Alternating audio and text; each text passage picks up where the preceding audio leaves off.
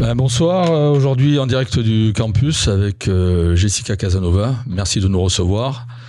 On va un peu parler rugby, bien sûr, du match de ce week-end, un peu d'actualité, et puis on reviendra sur votre rôle, que beaucoup de personnes ne connaissent pas, au sein du RCT. Et je serai accompagné de Monsieur Fornet, Patrick. Et voilà, on va débriefer le match. Rapidement. Vous étiez à Marseille ?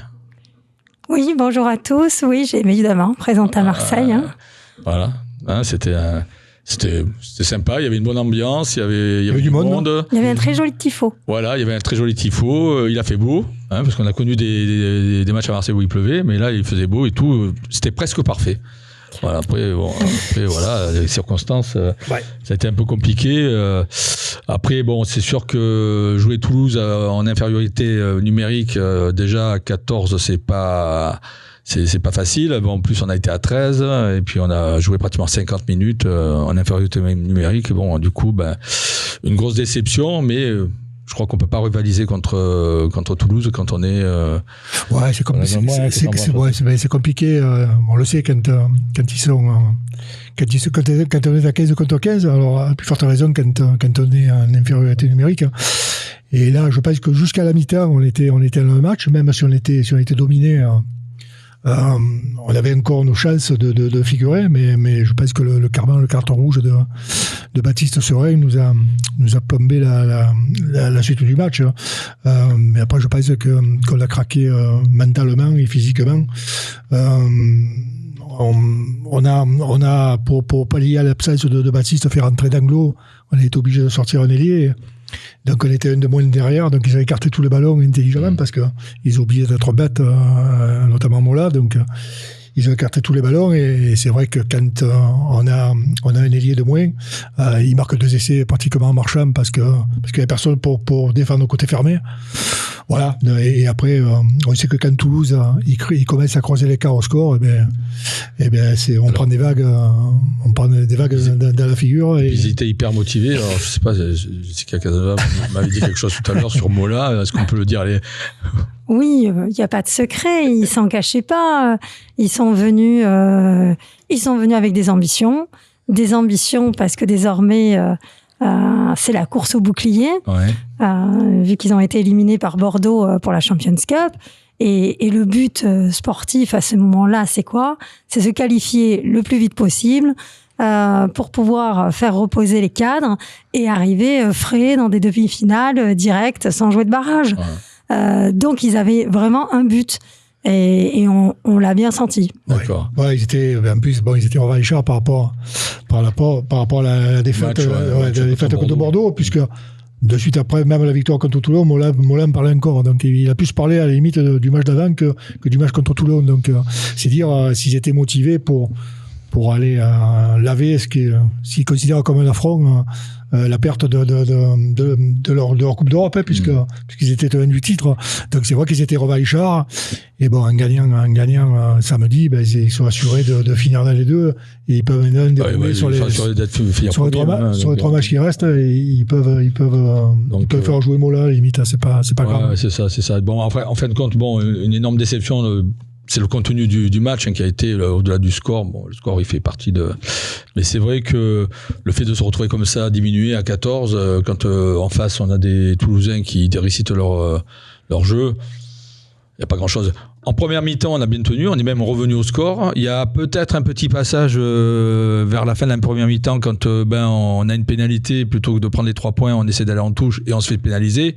C'est le seul moment où on aurait pu passer en tête, c'était symbolique. Je dis pas qu'on aurait gagné le match, mais bon. On a eu des lacunes en touche quand même. Mais il y a eu énormément de lacunes en touche, mais en mêlée, ça a été. Bon, après sur l'envie, ils nous ont bouffé, et puis voilà, c'est comme ça. Alors, le fait est que Bordeaux n'a pas profité une fois de plus. Donc, oui, ça fait 2 fois que Bordeaux nous laisse la porte ouverte, et 2 fois qu'il nous laisse un sursis. Donc voilà, ce qu'on pressentait va sans doute arriver, c'est que je pense que peut-être la deuxième place va se jouer sur la réception de Bordeaux à Mayol. Pas que, parce que après on se déplace à Bayonne et eux reçoivent Vannes. Ouais. Donc il faut vraiment que... Je pense que Pau, c'est important. Ils reçoivent Castres le week-end prochain. Ouais. juste avant leur finale de Coupe d'Europe. Ouais. Castres, on sait que c'est pénible à jouer. Je pense que Castres peut même les embrouiller à Bordeaux. Donc voilà, il y a tellement de résultats surprenants cette année en top 14. Vous le sentez comment ce match, cette fin de saison là, sur les 3 derniers matchs, hein? Il faut rebondir. Il faut rebondir, on n'a pas le choix. Ouais, bah oui, c'est clair. Après bon, j'allais dire, aujourd'hui, tout le monde s'excite et tout. Bon, il y en a qui s'emportent même. Mais bon, on reste quand même dans les 3 premiers, quoi. Je veux dire, on a de grandes chances de finir 3e. Je veux dire, il y a pire. On a connu des saisons un peu plus compliquées. Et moi, j'ai le sentiment que j'ai amnésique. Je veux dire qu'à début de saison, ouvertement, l'objectif, c'était de finir dans les 6.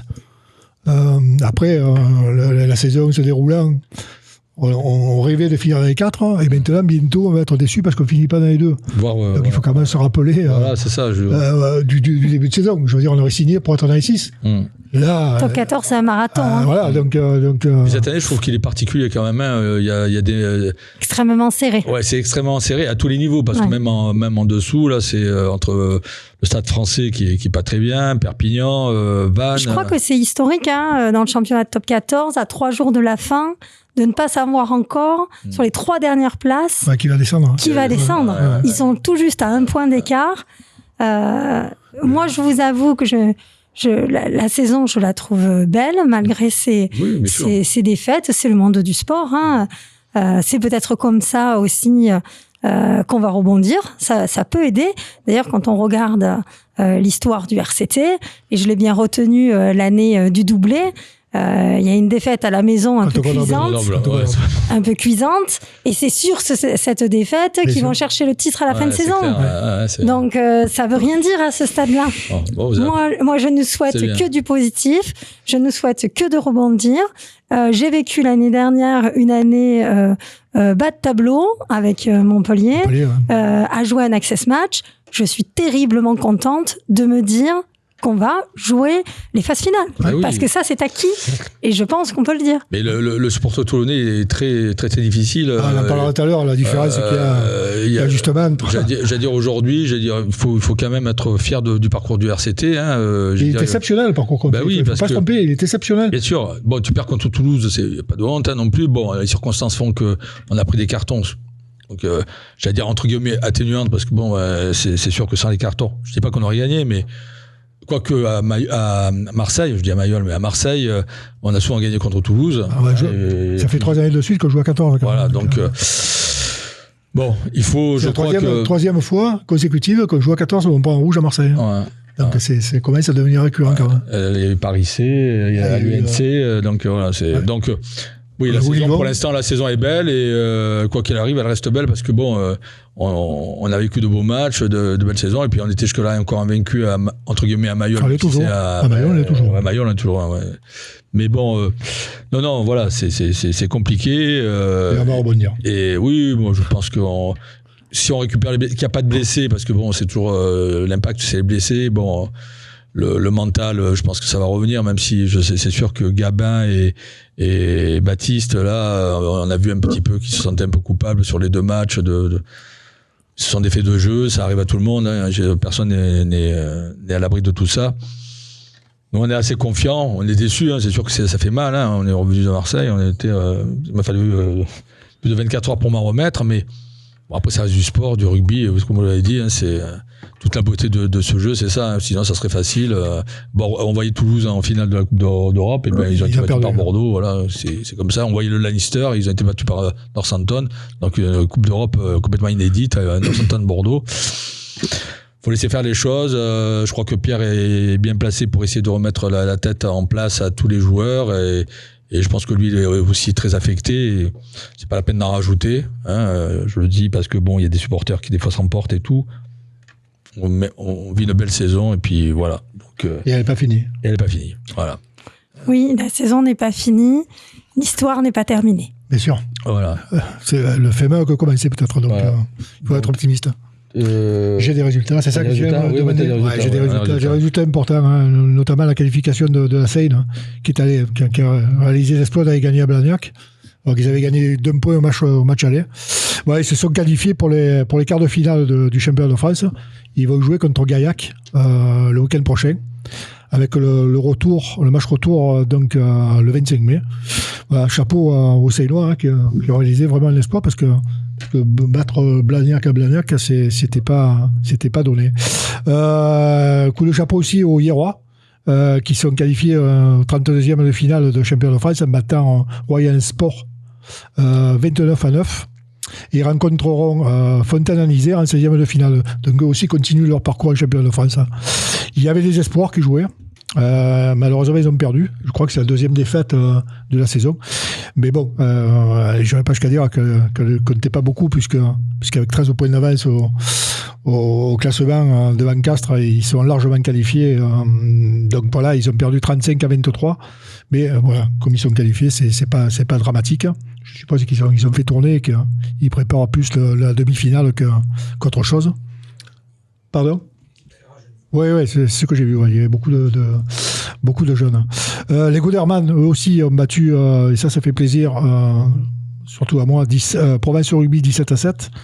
Battre Provence Rugby, moi, ça me réjouit toujours. Donc, ils terminent le premier de leur poule. Et aussi, ils vont continuer le parcours en championnat de France maintenant. On va attaquer les phases finales. Et je terminerai avec les féminines, qui ont fait des tailles. Le dernier match de la saison, elles sont à gagner à l'USAP 50-0. Donc elles se qualifient elles aussi pour les demi-finales championnat de France et elles joueront la demi-finale au stade de Mayol, tu me corriges si je me trompe, le 24 mai à 18h. C'est ça ?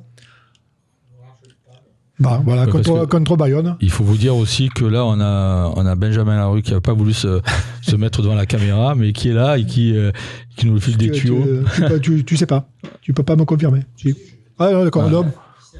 Ok, voilà. Non, mais moi c'est l'info que j'ai eue, hein, donc voilà, les filles, pour être allées les voir plusieurs fois cette saison, et notamment contre La Rochelle, franchement, ça vaut le coup d'aller les voir et elles le méritent d'être supportées. Et bon, l'ambition qu'elles avaient affichée en début de saison, c'était de monter dans l'élite. Alors la marche sera haute, mais elles ne sauront pas ce de le faire, donc voilà, je pense qu'il faut les encourager. Donc le 24 mai à 18h, ça devrait les féminines, ces gars. Oui, je suivais, puisqu'à Montpellier, l'équipe, elle était dans l'élite. Ouais. Elles ont gagné 7 boucliers. Ah ouais. Et j'aimais beaucoup faire les levées de rideau avec... je jouais le lever de rideau contre Bordeaux. Ou les fins de rideau. Ouais. Les après-matchs ou les avant-matchs avec les filles. Je trouve que ça donne une belle continuité. Ouais, c'est plus compliqué à le sport féminin et le sport masculin. Bon, moi j'avais un carton. T'as un carton jaune, toi, à donner ?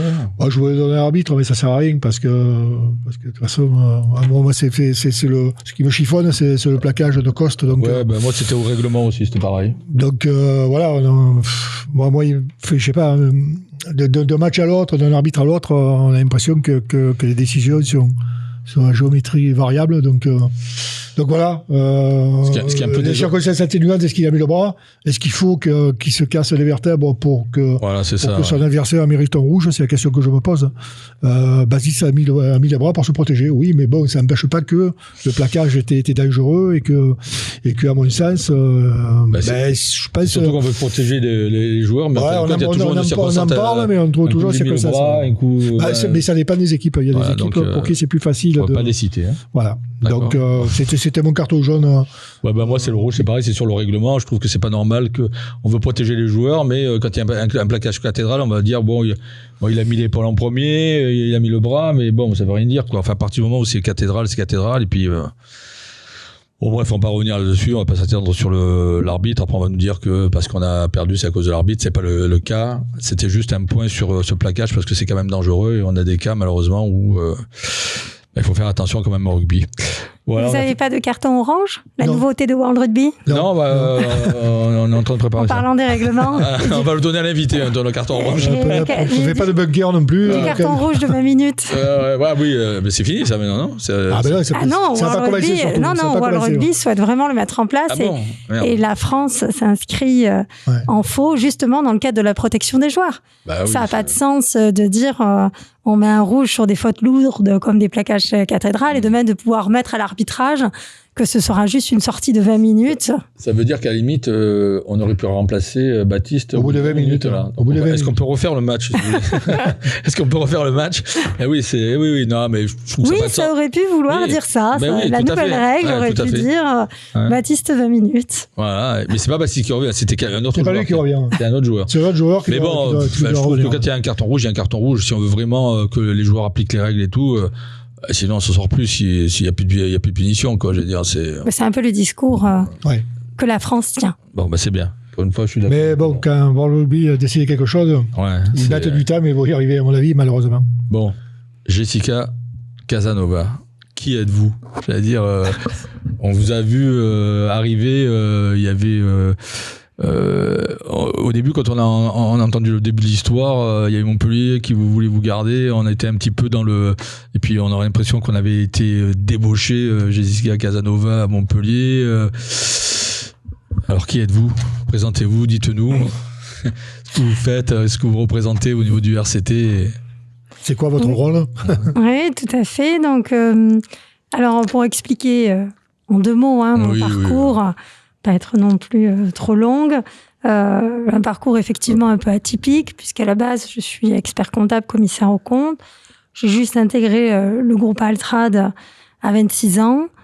J'ai parcouru l'Europe pendant 4-5 ans, racheté des sociétés du BTP dans les échafaudages, les bétonnières et les brouettes, donc rien à voir avec le monde du rugby. Sauf qu'en 2011, quand M. Altrad rachète... le club de rugby, il me demande de faire ce que je fais pour lui dans le groupe, c'est-à-dire un audit d'acquisition. Ce qui reste quand même typiquement financier. D'accord. Chose que je fais, mais on s'aperçoit très vite que le monde du sport et le monde du rugby est quand même bien différent du monde de l'entreprise. Et on découvre le code du sport qui vient s'additionner au code des sociétés, qui vient s'additionner à toute la législation classique des sociétés. On découvre les émotions. Un club de rugby, c'est un management des émotions.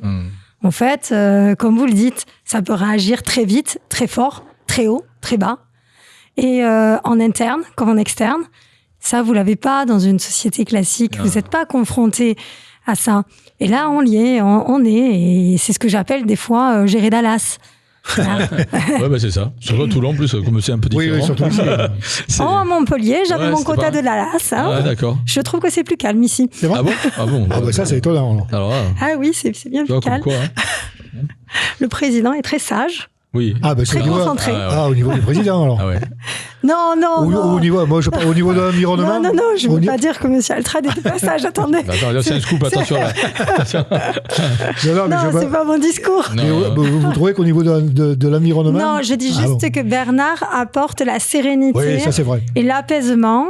Parce que vous n'avez pas connu vos prédécesseurs, c'est pour ça aussi. Oui. Non, voilà, je parle de la situation actuelle dans laquelle je suis arrivée. Voilà, après l'audit, je suis restée 13 ans au MHR. Donc effectivement, petit à petit, doucement, en 10 ans, j'ai appris. J'ai regardé, j'ai observé. Voilà, après, petit à petit, je suis montée aux réunions de la Ligue. Donc là aussi, j'ai appris. Ah oui, ça doit être... Voilà, je me souviendrai toujours de la première fois où je rentre dans la salle pour faire ma première réunion de président à la Ligue nationale de rugby.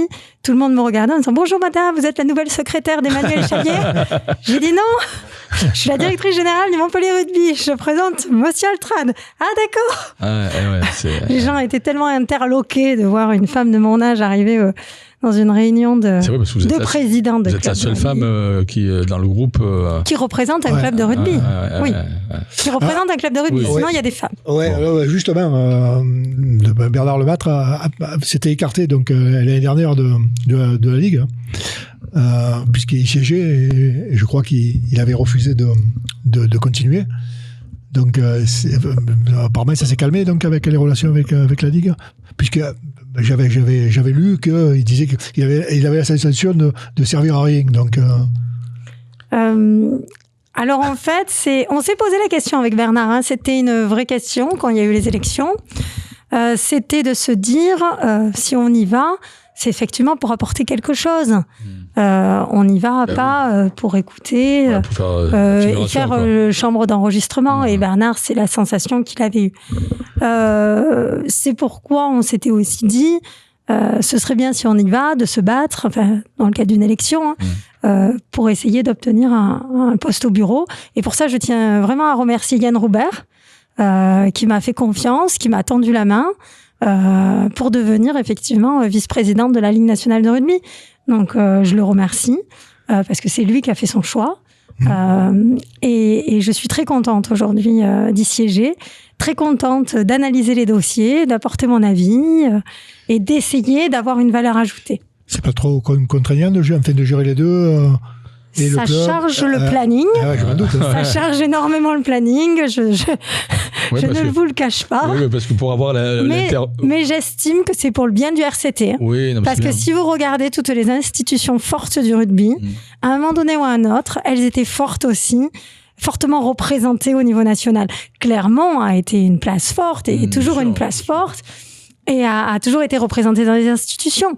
Toulouse est extrêmement bien représentée dans les institutions.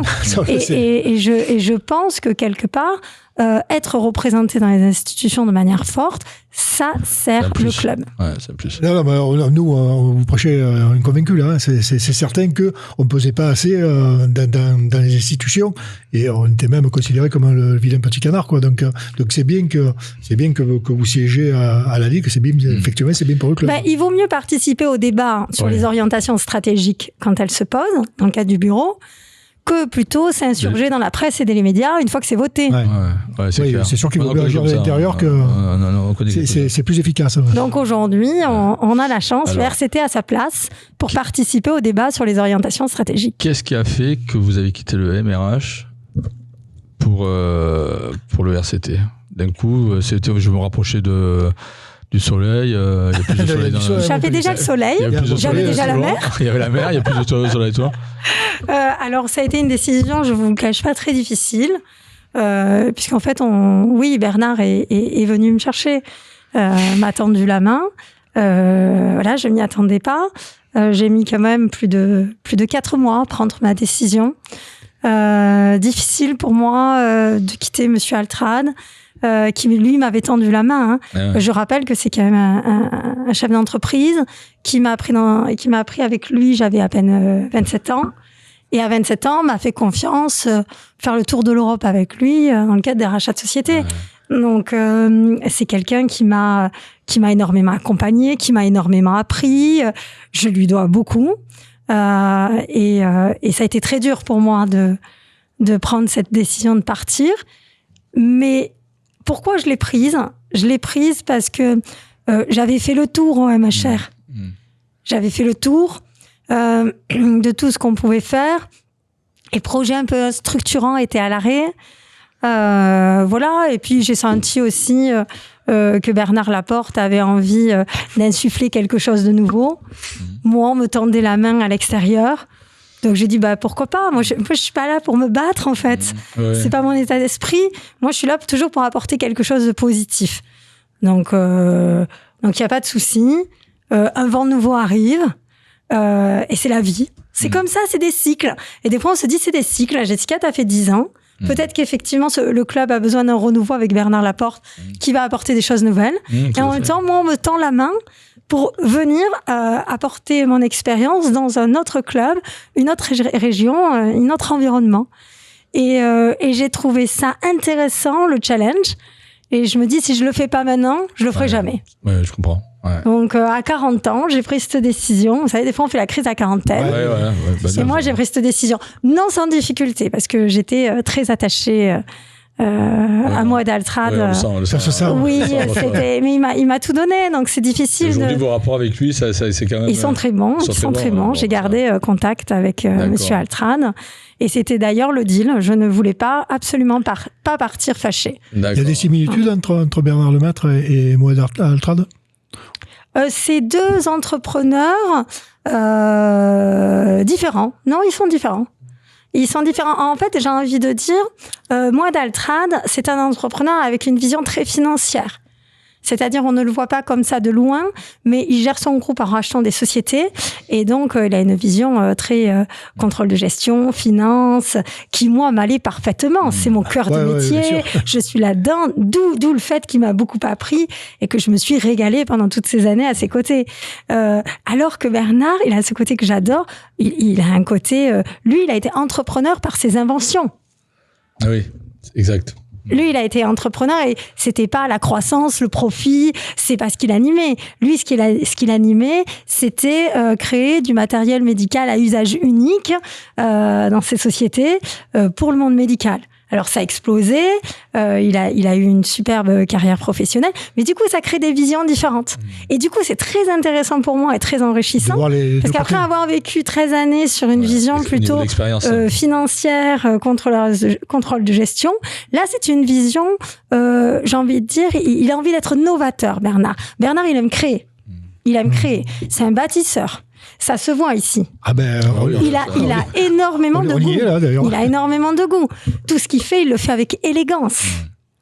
Voilà. C'est, à un moment donné, il réfléchit pas que par le compte de résultats et la finance. Bien qu'aujourd'hui. C'est bien de le dire, ça.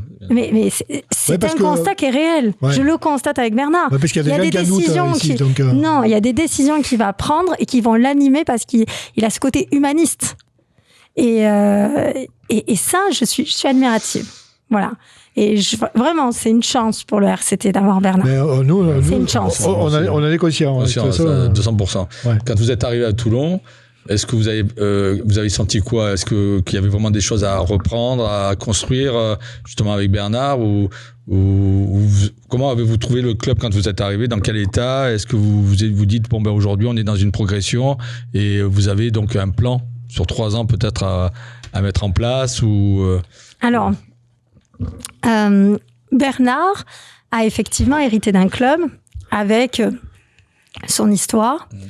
Et j'ai envie de dire, ce club a besoin d'être... Je parle uniquement au niveau du back-office, attention. Hein. Oui. Ne pas utiliser ça parce que je ne gère pas le sportif, c'est Pierre Mignoni. Et ni le centre de formation, c'est Cédric Béal. C'est pour ça que je préfère le raccrocher dans le back-office. On ne demandera pas le nom des futurs joueurs qui vont venir à Toulon. Donc, non.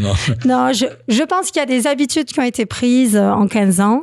Gérer un club professionnel aujourd'hui, ça ne peut pas se gérer comme il y a 10-15 ans. Et effectivement, je pense qu'il y a un peu plus ça travaille beaucoup en silo, en fait. Moi, ici, ce que j'aimerais casser, c'est ce travail de chaque service en silo et dont on ne sent pas une âme de cohésion, de solidarité. Moi, ce que j'avais créé quand je vous parlais du management par les émotions, ouais, ma chère, en fait, on était une petite équipe. Monsieur Altrad nous donnait pas tant de moyens que ça, contrairement à ce qu'on peut croire. On avait des budgets très serrés parce que c'était déficitaire et qu'il fallait pas dépasser le budget qui nous était donné. Donc, on était obligé d'être créatifs entre nous. On était obligé d'être solidaires. On était obligé de se tenir les coudes. Et, in fine, comme on avait cet état d'esprit-là, forcément, on était proche du sportif parce que on se serrait les coudes ensemble, quoi. Dans la joie, mais comme dans la peine quand il a fallu faire l'access match. Voilà, nous on a monté des choses pour aller mettre des mots dans les vestiaires des joueurs pour les encourager au plus dur de la saison et pas à les critiquer ou leur tourner le dos. Donc ça c'est pas ce qui... Et là ici, attention, je critique pas les services hein, parce qu'ils travaillent bien, il y a de la compétence. J'aime beaucoup les gens qui composent le back office. Je commence à m'attacher à eux, c'est normal au bout de 8 mois. Mais j'aimerais remettre ce lien, cette culture d'entraide.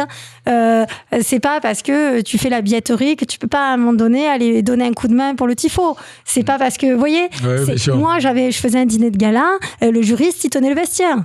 Parce que c'était le dîner de gala, c'était pour le club, c'était pour des actions solidaires. Vous voyez, décloisonner un peu cette sensation qu'on a aujourd'hui dans une entreprise, dire ma fiche de poste. D'accord. Voilà. Vous voyez, la polyvalence, le fait que les gens soient investis dans les événements du club, qu'ils soient tous là.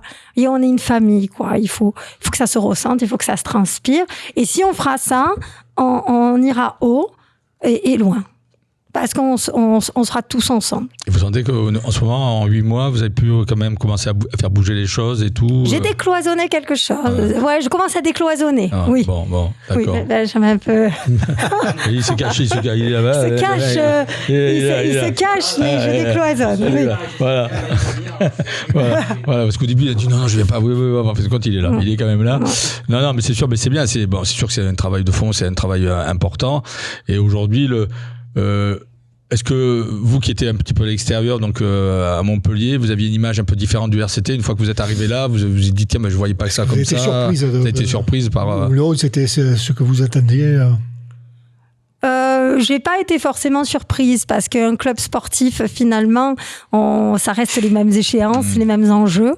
Non, par contre, là où j'ai été agréablement surprise, c'est sur le professionnalisme de chaque salarié, qui vraiment, ils veulent chacun aller jusqu'au bout. Voilà, on sent des salariés très animés, où ce qu'ils doivent faire, ça leur porte à cœur. Donc ça, j'ai été agréablement surprise. Mais effectivement, en même temps, surprise, ce manque de lien entre eux. D'accord. De communication interne, je vais le résumer comme ça. Ce qui arrive souvent dans les grandes sociétés, manque de communication oui, mais pour moi, il faut le travailler. Oui, mais l'atout d'un club sportif, un grand club, l'atout quand vous travaillez dans un club sportif, pour moi, ce qui vous fait vibrer, c'est ça. C'est que vous n'êtes pas dans une entreprise classique, 9h midi, 14h, 18h. Vous venez, vous pointez, vous faites vos petits tics et vous repartez. Non, ce qui doit nous animer dans un club sportif, parce qu'on travaille quand même les week-ends. Faut rappeler que l'investissement, il est total. Vous travaillez les week-ends, vous n'avez pas forcément vos ponts, vos fériés. Vous devez travailler quand il y a une soirée jusqu'à 22h, jusqu'à 1h du matin. Là, au Vélodrome, avec les équipes, on y était de 10h à 2h du matin. Ouais. C'est ça aussi. C'est de l'investissement. Et il faut avoir une récompense à cet investissement. Vous voyez, et par exemple, quelque chose qui m'a marqué, c'est que les salariés du back-office ne faisaient pas les déplacements avec l'équipe pro. Donc, j'ai dit, mais non, à un moment donné, il faut qu'on apprenne à se connaître. Bien sûr. Donc, il faut qu'on se mélange, il faut qu'on fasse des trucs ensemble. D'accord. Voilà. Et au niveau, après, nous, on fait partie d'un club de supporters. Au niveau des supporters, vous le ressentez comment? Vous, même si vous n'êtes pas dans le sportif, vous êtes dans tout ce qui est financier, l'entourage de Toulon, vous sentez qu'il y a une ferveur, qu'il y a une passion et qu'elle est positive par rapport à Montpellier. Oui, mais moi, j'adore cette ferveur. Moi, j'ai connu on avait des clubs de supporters, ils étaient super. Franchement, honnêtement, ils étaient là, ils étaient tout le temps là, ils étaient adorables. On a fait beaucoup de choses ensemble. Mais nous, on devait aller à la conquête. Montpellier est un public de spectateurs avec une offre sportive très large. Ici, il y a une ferveur naturelle. Et d'ailleurs, je dirais, c'est ce qui m'a marqué, c'est que quand vous êtes embrigadé avec une équipe où vous cherchez tout le temps à essayer d'attirer du spectateur ou du supporter dans votre club, vous avez une certaine conduite. Alors qu'ici, finalement, comme la ferveur est naturelle, c'est le raisonnement qu'on n'a pas. J'ai envie de dire, attendez, il y a peut-être une ferveur naturelle, mais il faut quand même satisfaire nos supporters. Et il faut aller chercher les supporters de demain. C'est pas acquis surtout. C'est pas acquis. C'est pas acquis. Et ça, c'est quelque chose où je me suis dit, non, on continue d'aller les chercher, on continue ça me tient à cœur de les satisfaire. Et donc c'est des choses qui... Je veux un peu plus de physique aussi. C'est pas le digital, les vidéos, c'est très bien, c'est le monde moderne. Mais le rugby, on vient chercher quoi? On vient chercher la proximité, on vient chercher le contact. On a la chance au rugby de pouvoir faire ça. De certains sports. Ce qui nous différencie du foot, on a la chance de pouvoir faire cette proximité-là. Voilà. Ça, c'est important ici à Toulon, parce que le physique, c'est avant, on avait, il y a une époque où on croisait les joueurs dans la rue, il y avait cet engouement, ils allaient boire un coup à la banane, c'était un bar qui était proche du truc, il y avait cet engouement, et c'est vrai qu'après, au bout d'un moment, on l'avait un peu perdu. On a essayé, il y a un peu de digital qui s'était mis en place et tout, ça n'a pas forcément fonctionné. C'est vrai qu'à Toulon, on a besoin de ce contact avec l'équipe, c'est le plus important, de vibrer avec. même si des fois on est très difficile et dès qu'il y a quelque chose qui va pas, bon, ben, on est des c'est toujours exacerbé. Voilà, c'est toujours exacerbé. Voilà. Dans le bien comme dans le mal. Donc, voilà, donc, voilà. Mais c'est vrai que c'est important. Et de ce côté-là, le campus, c'est bien parce qu'en fin de compte, les personnes peuvent venir manger et puis croiser un joueur, Bernard Lemaitre qui passe et tout. Et ça, c'est quand même bien. Parce qu'avant, il y a eu une époque où tout était coupé et on n'avait plus trop ce contact. Et pour le Toulonnais, c'est important. C'est important. Le joueur de Toulon, c'est quelqu'un. C'est de suite. D'ailleurs, quand il y a qu'à voir, hein, dès qu'il y a un jeune qui part, c'est comme un déchirement, quoi. C'est un enfant de Toulon, on le laisse partir. Même s'il faut le comprendre, hein, il y a toujours un déchirement. Et même alors, des fois, on ne les laisse pas partir. Hein, c'est eux qui choisissent de partir. Attention.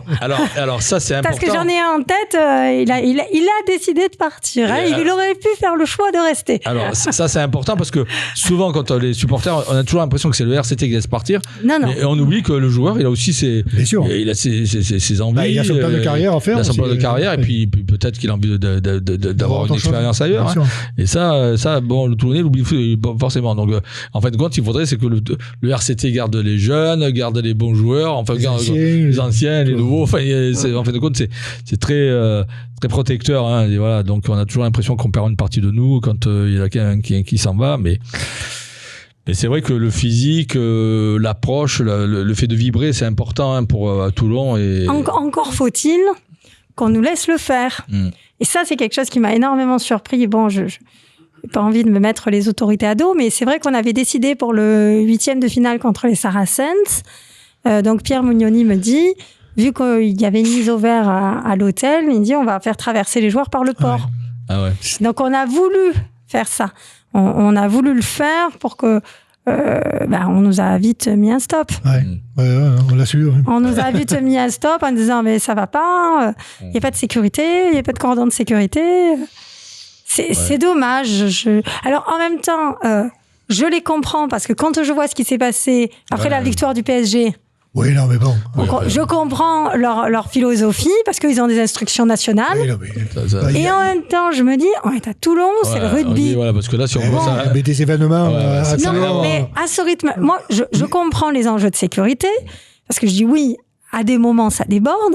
Mais pour l'instant, ça n'a quand même pas débordé à Toulon. Depuis que je suis là, ça n'a pas débordé. Ça n'a jamais débordé. Et ici, quand on a fait le doublé, il y avait des milliers de personnes sur le port. Il n'y a pas eu une jardinière de remercier. Il n'y a pas eu un gars qui a foncé dans la foule. Rien du tout. Non, et je crois que le rugby est notamment à Toulon. Pourtant, on a le verbe haut, on est toujours... Mais il n'y a jamais eu de problème. Et même là, samedi à Marseille, nous, on avait des Toulousains devant. Il y a pas eu un geste déplacé, il y a pas eu quand on est arrivé à discuter, bon, ils ont compris il suffit d'interroger les commerçants marseillais, notamment les restaurateurs et les bars autour de l'Aérodrome. Ils sont contents d'avoir des supporters de rugby, parce que je crois même qu'il y en a un qui m'a dit vous dites bonjour, vous dites au revoir, vous dites merci, vous payez, vous cassez rien. Voilà. Je pense qu'il faut même demander aux forces de l'ordre. Je crois que c'est des moments tranquilles où ils n'ont pas à intervenir, alors que bon, quand malheureusement c'est le foot, de manière générale, ça craint toujours un petit peu. C'est vrai quand on a l'impression d'être vraiment au monde d'apart, quoi. Parce que c'est vrai qu'on se déplace, on va dans notre club. Mais nous, les portiques, la fouille, comme à l'aéroport, on ne peut rien faire, pas de fan zone. Si vous me posez les questions sur les choses qui m'ont surpris, ça fait passer des choses qui m'ont énormément surpris. Je me doute. À Montpellier, on avait un grand parvis, il n'y avait pas de barrière, il n'y avait pas de barriérage. Les gens, ils étaient sur le parvis. Et on nous a à aucun moment demandé de fermer. Mais c'est pas un port militaire. Voilà. Voilà. Ici, on sent le poids du port. Je pense que c'est ça. Ah oui. C'est que ça. Il y a un drone qui passe. Je sais pas. J'espère. C'est un autre sujet. Et en ce moment, c'est un peu chaud aussi pour pas mal de raisons qu'on va pas aborder. Hein, parce que mais c'est vrai que des fois, on se sent un peu brimé. Enfin, nous qui parcourons aussi l'Europe du rugby, puisqu'on va souvent en Grande-Bretagne, ça ne nous est jamais arrivé, quoi. On rentre, j'allais dire, Il n'y a pas d'arrêt, il n'y a pas de portique, il n'y a pas de. Au contraire, c'est toujours une fête. Hein. Pourtant, les Britanniques, on a toujours l'impression que c'est différent. C'est grave, c'est que ça influe économiquement quand même sur le club, quoi. Parce que c'est un manque à gagner. Hein. Je ne peux rien faire autour. C'est autant d'argent qui rentre pas dans les C'est atypique d'avoir un stade au milieu de la route. En fait, ce qui le rend atypique, c'est qu'il n'y a pas de parvis. Il n'y a pas de parvis pour assurer un rassemblement. Il pourrait y avoir la place Besagne, en fin de compte, qui pourrait servir justement de regroupement où les gens seraient en sécurité, puisque là, il n'y a pas de véhicules qui passent. Quand on a fait la réunion avec les autorités et tout, moi j'avais mis, quand on parlait du bus, on peut très bien faire arriver le bus en place Besagne. Et puis, ça provoque pas de gêne au niveau de la circulation. Les gens sont en sécurité puisque la place est quand même fermée, il n'y a pas de véhicules qui passent. Ça serait peut-être un truc à voir, parce que bon, c'est vrai que c'est bien que les gens acclament la sortie du bus, mais on peut très bien le faire, je pense, place Besagne. Ça serait quelque chose d'intéressant, et il y aurait peut-être même plus de monde, plus de ferveur encore, parce que bon, là c'était étroit. En plus, on est bloqué entre le bar, les barrières et tout. C'était l'impression d'être parqué dans. Mais place Besagne, ça serait peut-être une solution. C'est vrai, de faire arriver le bus et d'animer cette place, parce qu'elle est quand même grande. Hein, et bon, après. On n'est pas dans les petits papiers de la mairie, il faut voir. Et la préfecture. La préfecture. Et puis bon, là on a un an des municipales, donc bon, je pense qu'il y a des sujets. Demander les choses. Des sujets à ne pas aborder. Ça, justement, c'est maintenant qu'il faut demander les choses. Ouais, mais bon, c'est toujours repris, quoi. C'est enfin, je sais pas. Donc, c'est bon, la politique, c'est pas trop mon truc, mais bon. Hein. Voilà, donc c'est sûr que Toulon, c'est quand même différent. Hein, c'est notre. C'est le slogan du club, d'ailleurs. Le slogan du club. Hein. Et là, dans un avenir proche, on peut mettre, mais vous voyez comment l'évolution dans le club, il y a des choses qui doivent arriver, apporter, que vous allez apporter encore. Vous avez parlé de la cohésion entre les services et tout. Est-ce que sur l'extérieur, sur les supporters, tout ça, vous avez des projets, des plans de restructuration un petit peu Ah oui. Je veux changer plein de choses. Je sais pas pourquoi je le sentais. Non, première chose que je voudrais changer dès l'année prochaine, c'est que je voudrais une vraie tribune enfant. C'est-à-dire une tribune accessible, et où en fait on propose aux alors attention, à partir de 6 ans, hein, parce qu'il faut voir avoir l'âge de 6 à 12 ans, c'est la cible. Une vraie tribune enfant, accessible, et à la fin, ils descendent sur le terrain, ils font le tour d'honneur avec les joueurs. Donc, proximité dès le plus jeune âge.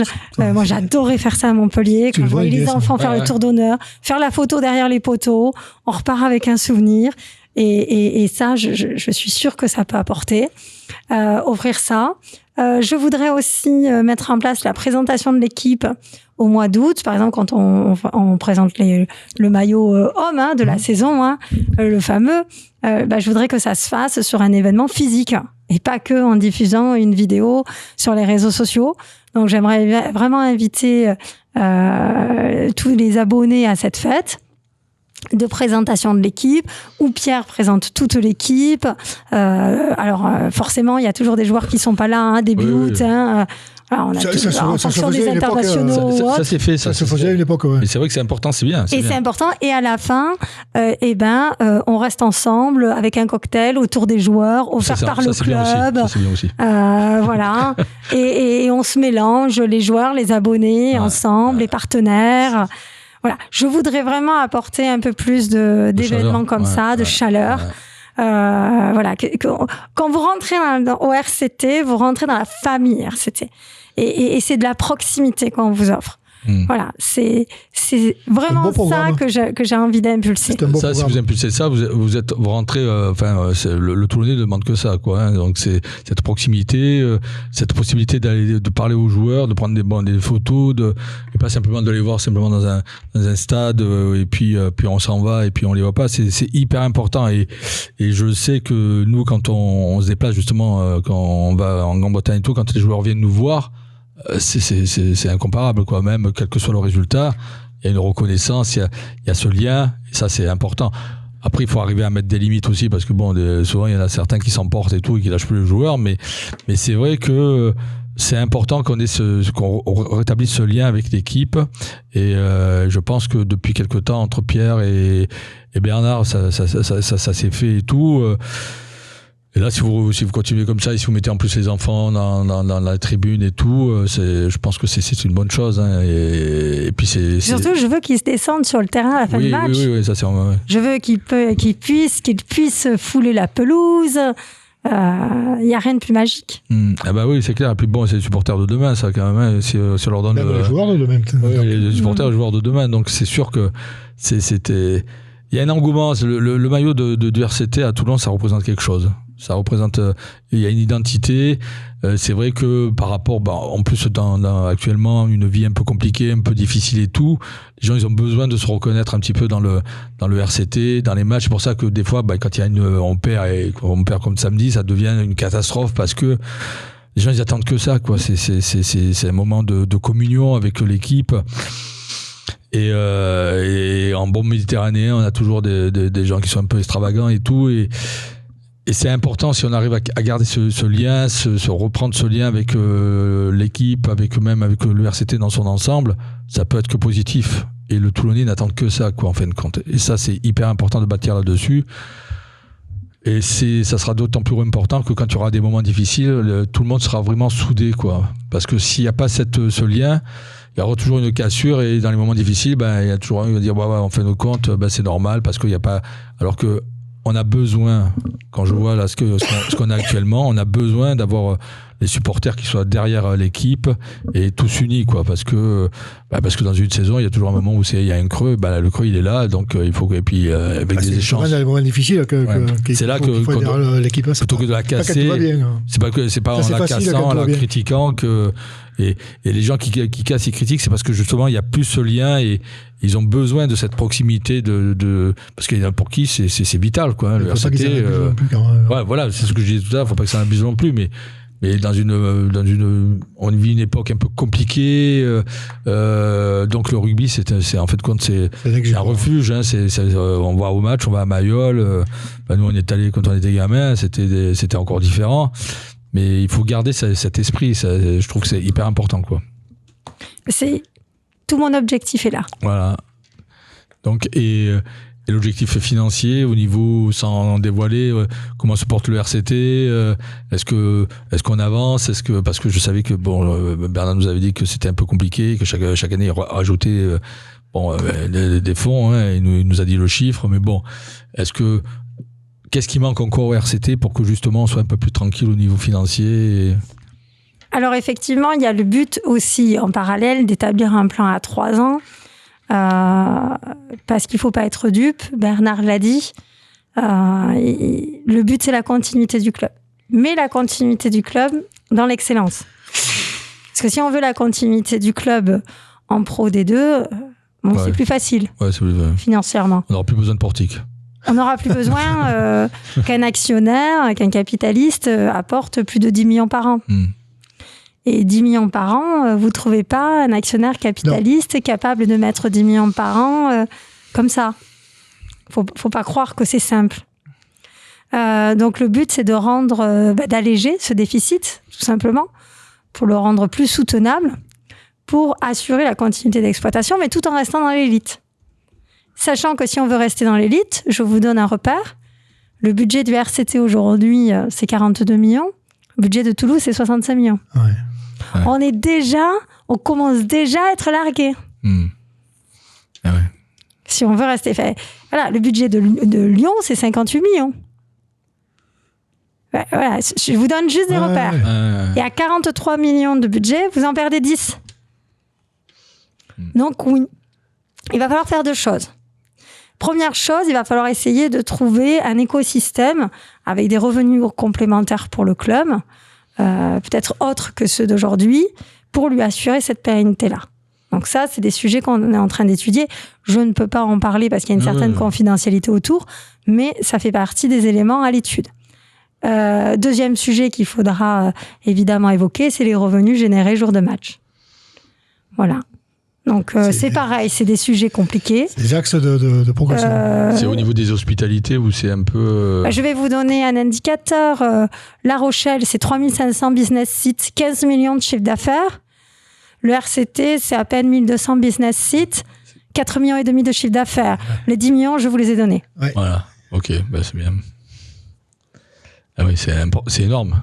C'est énorme. 1200 business sites, c'est simple, vous êtes au milieu de la Pro D2. D'accord. Ah voilà. Au MHR, il y avait 2200 business sites. Vous aviez déjà 1000 business sites de plus. Ça mérite d'être clair. Voilà. Ça, c'est des chiffres qui parlent. Hein, je vous résume simple, l'analyse économique. D'accord, ok. Bon, il n'y a pas besoin d'un expert comptable pour comprendre le problème. Donc, c'est clair. Et là, donc, vous travaillez là-dessus justement pour essayer de... On travaille là-dessus pour essayer de trouver... Est-ce que c'est compliqué quand, par exemple, on fait un quart de finale contre Toulouse et que le Palais des Congrès est utilisé pour les mangas et est-ce qu'il y a un manque à gagner là-dessus parce qu'il y a le Palais des Congrès à côté qui pourrait permettre d'aider un peu plus mais alors quand je vois qu'il y a un événement qui se met à côté et ça gêne un peu le RCT, c'est... Évidemment. Quand c'est difficile à double titre. Vous devez, j'ai envie de dire, faire et défaire à chaque match. Vous n'êtes pas chez vous, vous devez faire et défaire à chaque match. Quand bien même, c'est le Palais Neptune. Quand le Palais Neptune n'est pas disponible, vous devez trouver un autre lieu. Moi, j'étais très contente qu'on aille pour le quart de Toulouse au Halles. Ouais. C'était très bien, l'esprit était convivial. J'ai énormément apprécié, mais les halles ne sont pas tout le temps disponibles. Ouais, et puis c'est pas good. Et puis il faut marcher, et puis c'est pas pratique. Oui, on se le dit, c'est pas normal. C'est vrai qu'il y avait une année où on avait parlé de rebâtir de l'Angre et de mettre je sais pas si tu avais entendu parler, mais mettre comme un restaurant. C'est de réception, une zone de réception, quoi. Oui. Ouais, et ça, c'est sûr que là, de l'Angre, c'est un espace, si on rajoute un truc, c'est fantastique. Ah, là, vous pouvez faire le plus beau salon du monde, vue mer, vue terrain de rugby. Voilà, c'était... ça, c'est un projet qui est abandonné, je suppose, donc on va pas trop en parler, mais bon, c'est... Ah, mais le stade est municipal, donc après, je pense que la balle est dans la mairie, dans le cadre de la mairie, donc voilà.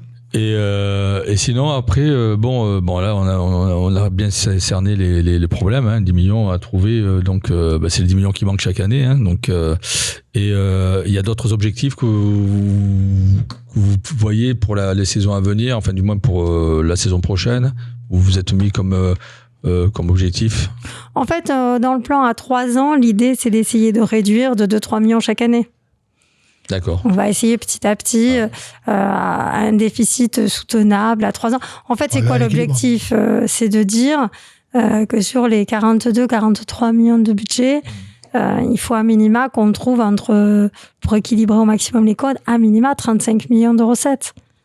Vous voyez, entre 35 millions, 36, voilà, c'est le minima qu'il faut se poser. C'est souvent le problème, c'est que les supporters ne se rendent pas compte un petit peu du problème financier du RCT et ils demandent beaucoup, notamment au niveau des places quand on dit que le stade c'est un peu cher et tout. Nous on était à Vannes, les places carrément au ras du sol c'était 52 €, quoi. Je veux dire, voilà, c'est l'équivalent d'une tribu bonus. Donc c'est vrai qu'on est le Toulonnais est très exigeant. Mais c'est vrai qu'il y a aussi des conditions financières qu'il faut remplir et c'est pas toujours pas simple de retrouver les budgets, les sommes, tout ce qu'il faut amener pour que le RCT soit tranquille au niveau financier, quoi. Et puis après, Bernard Lemaître, il est là. Je sais que sur les 3 ans, il veut s'impliquer et tout. Après, il y a toujours un point d'interrogation de qui va reprendre la suite et tout. Le challenge, il est là aujourd'hui. C'est de se dire comment essayer au maximum d'obtenir cet équilibre financier pour qu'il y ait la pérennité dans le temps. Parce qu'après, on ne sait pas. Il y a un nouvel actionnaire qui va venir. Je sais que Bernard est très vigilant sur la personne qui lui succédera. Il veut pas céder pour céder. Attention, c'est pas du tout son discours. Il ne cédera pas pour céder. En revanche, ça rend l'avenir incertain. Faut pas... Oui, bien sûr, on le comprend. Faut se dire la vérité. Ok.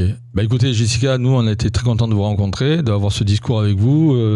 Patrick aussi, bon, Benjamin dans l'ombre Benjamin de l'ombre qui tapait sur son ordinateur. Merci de nous avoir reçus. Enfin, vous nous avez reçus au campus. Merci à vous. Et franchement, c'était hyper intéressant. Écoutez, nous, c'est quand vous voulez. On fera un point en début de saison prochaine pour voir un petit peu où on en est.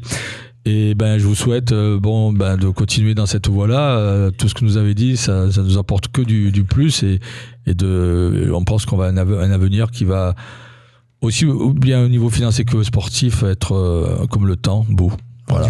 Radieux. Oui. Merci pour tout. Il faut se souhaiter que du positif. Voilà, mais il faut rester positif. Il vaut mieux. Merci Jessica. Bonne soirée. Et bonne continuation. À la semaine prochaine. Bonne soirée.